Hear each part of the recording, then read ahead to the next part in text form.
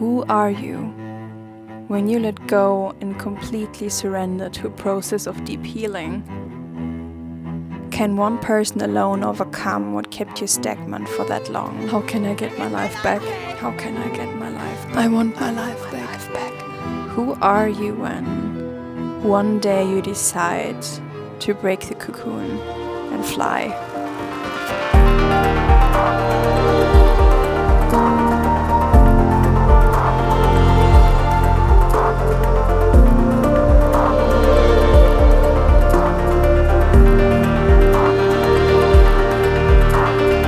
3.5 years ago, I moved into a stationary camper by the woods in Western Germany, in search for a simple life, surrounded by nature, seeking to find myself and the answers to all of my questions. To have the space, the time, the money to pursue my passions. Something on the way went terribly wrong. Or was it exactly what I needed? I'm sitting in the forest right now that's very close to the campsite I live at. This winter has been tough, honestly. Even though I healed a lot, I spiraled in my burnout tendency to do too much, then break down, do nothing, do too much, and so on. And I finally, since around January, February, feel that I overcame this pattern and I set realistic goals for myself. And also I simply took the time to heal myself, and later in the video I will tell you a bit more about the techniques that I used. I thought honestly that moving here would change everything. And in a way it did, to be honest. The minimalism, being that close to nature, not needing so much money to afford my passions, that worked out pretty fine. But you take yourself with yourself wherever you move and wherever you go, and that's something that really hit me. I thought having this environment would cure my burnout instantly, which it did not. And all the challenges that I faced here, not so much because of the lifestyle itself, that has been heaven to me from the start, but I had to go through a lot of stuff in the last years and I couldn't really back myself up that much, and that has changed significantly. I had so many plans when I came here. I had the plan to run this YouTube channel consistently. I had the plan to make the camper pretty. Both of these plans I couldn't really stick to because of my burnout still being that much in my system. And at this point it feels extremely different for me, with the winter that has turned into this beautiful spring. Finally got my shit together, honestly, and started all of these projects that I wanted and or needed to do on the camper and in the garden. First time in so many years, it didn't feel like a big chore. It just felt like something that was good for me and something that didn't overwhelm me, just quite normal, I would say. And that was for me quite a new experience, and it was simply nice to do something for my already beautiful home.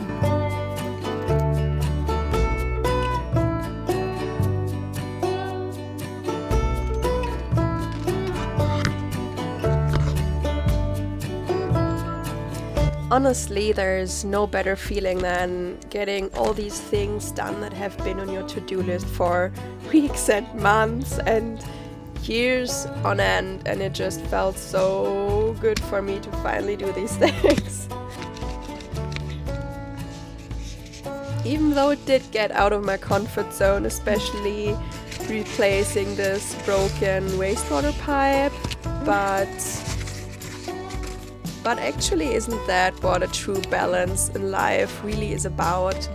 Balancing being in your comfort zone, but also challenging yourself and going out of your comfort zone and doing new things, doing things that scare you or doing things you procrastinated so long.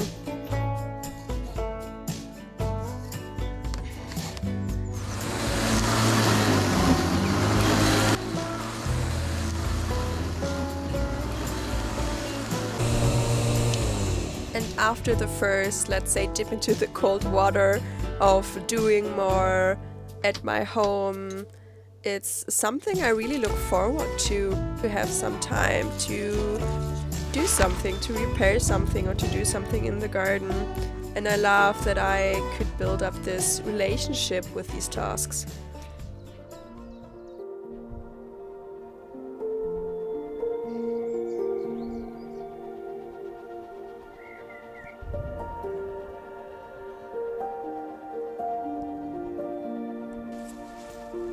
This year I really feel like I captured all of the beauty that May has to offer, and that I myself too got to be blooming alongside all of these flowers and all of the leaves of all the trees in the forest.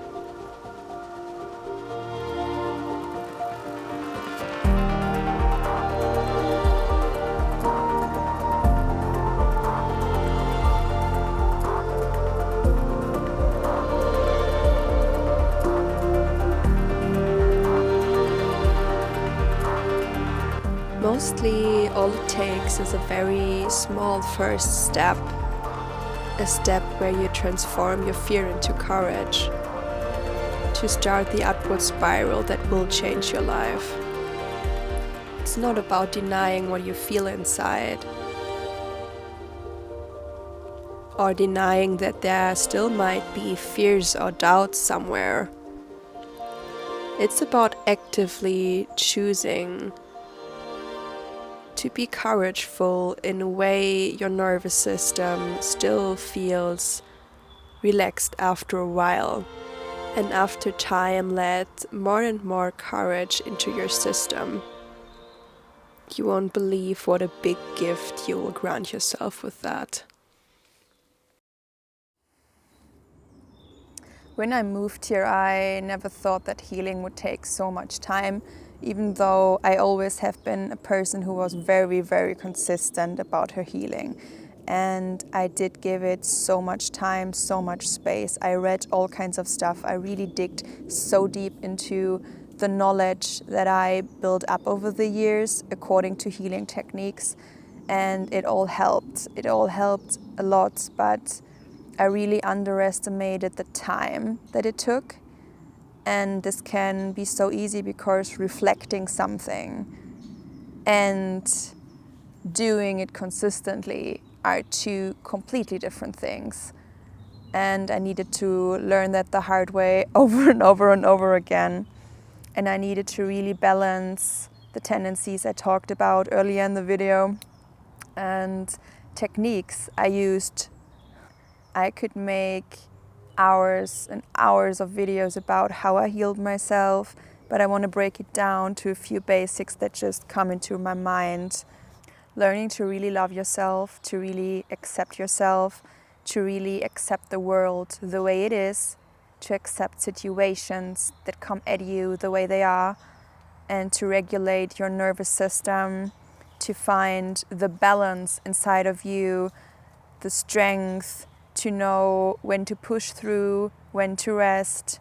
Learning all these things takes time and it takes effort. You need to build a foundation of trust within yourself. You do that with a lot of self-love, a lot of reflection, and a lot of learning from experiences. It's not about you, what other people say or do to you. It's about them, and you can step back from that.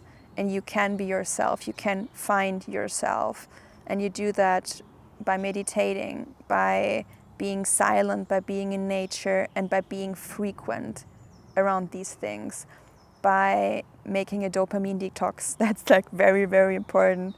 At this point, and this made a huge difference for me in the last weeks, I decided about a month ago that I would spend less and lesser time on screens. So, for example, I'm not going to WhatsApp and make my friends an audio message until midtime. And after midtime, I won't touch my mobile phone at all. In the evening, there's 1 hour where I can watch movies or watch this or watch that if I want to. And the whole other 23 hours of the day, I won't touch anything that sets my brain into a different mode than the mode I have. Mostly I don't use the hour of screen time that I set myself as a limit of a day.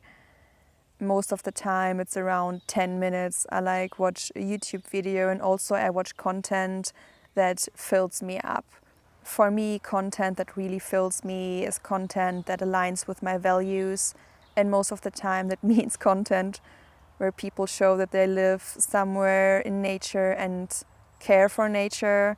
This is content that brings me closer to what I want to achieve and who I really am, and not content that does the opposite, that takes me away from me, that gives me a break from myself. So that's freaking important, to spend most of your time in the real world, to spend a lot of time alone also, because other people, they impact you, they influence you, if it's in a good way or if it's in a bad way, but they do influence you. And if you want to find yourself, you have to simply be alone. That's just the way it is. Another big thing, especially around the fact that I do spend a lot of time alone, the connection you seek. Many people seek a lover or friends or an eco community or whatever. All the things I also searched for. You have to nourish yourself the way you want to be nourished, and otherwise you won't attract the things you think that nourish you. Or in simpler terms, you need to be your best friend, you need to be your mother figure, you need to be your lover. And if you aren't these three things, everything you seek in the external world, the external validation, the love you never had, it will never be fulfilling for you long term, and it will never work out if you didn't find these things inside of yourself. And they are findable. It takes time, but they really are. And only if you deep inside of yourself have this commitment to be your best friend, your mother and your lover, only then you have the chance to one day find in the external world people that align with you. And at this point you don't need them anymore because you already have it in yourself. But it never works the other way around, at least not in a healthy way and not long term. And I needed to fall into that trap many times until I accepted this truth. The connection I seeked deep down, honestly, whole of my life, and the love I always seeked, I did find it in myself throughout my healing process. I found it with myself, I found it with nature. Yeah, that's actually the two places where I can feel this, where it's not aligned to specific situations or people or animals.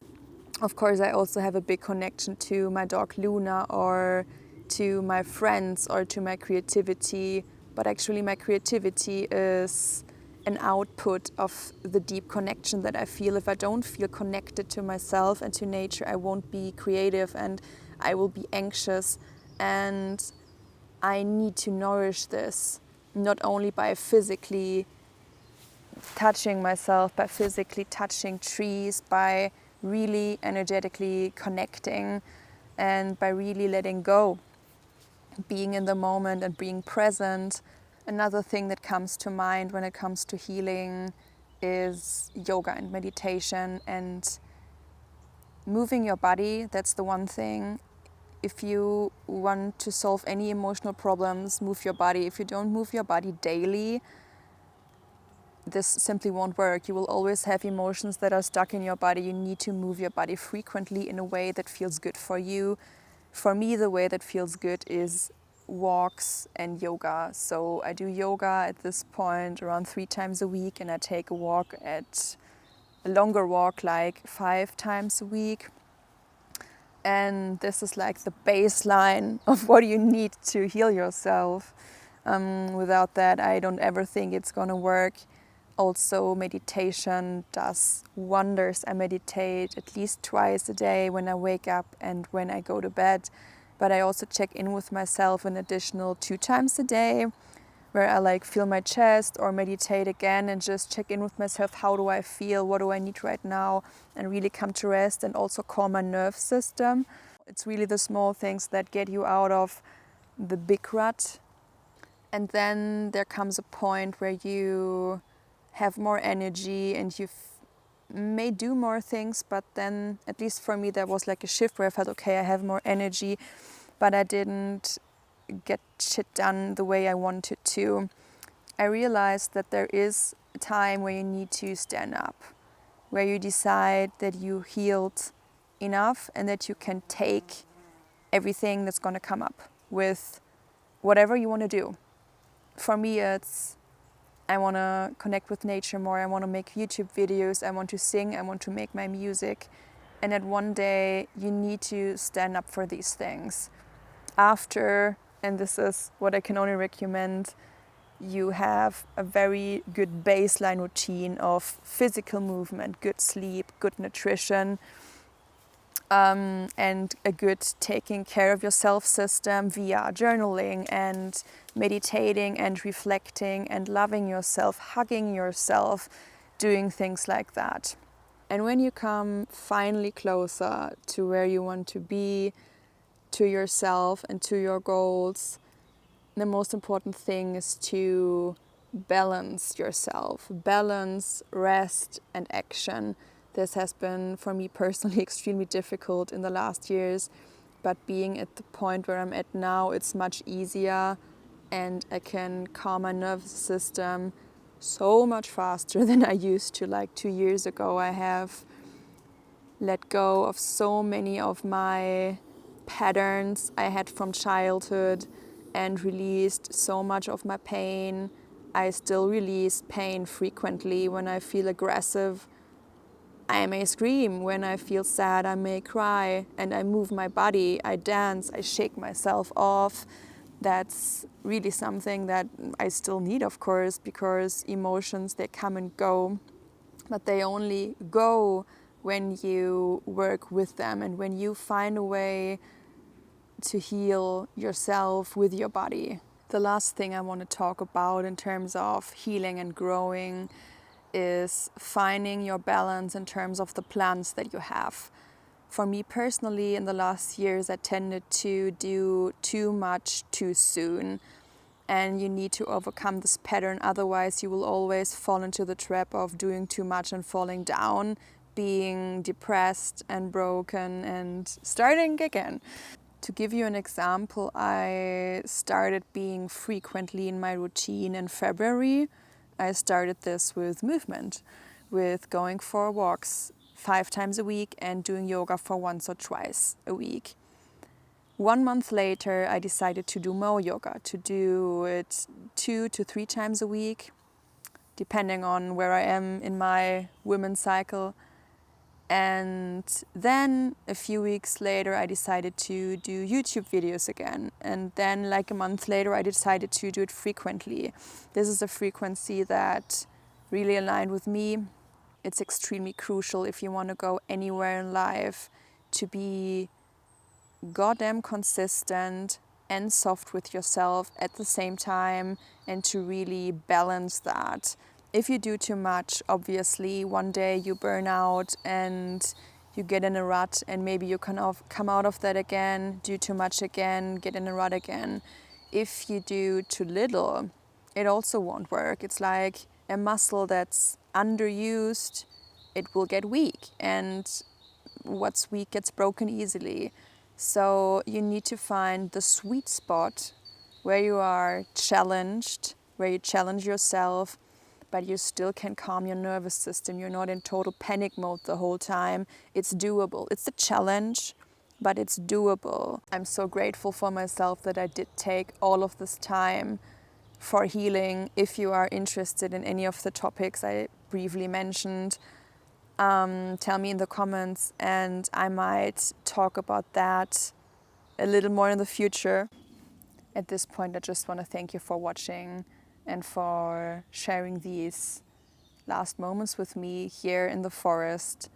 And you are worth the healing, and you have always been enough. Take care of yourself, and I'll see you in the next one. Bye bye.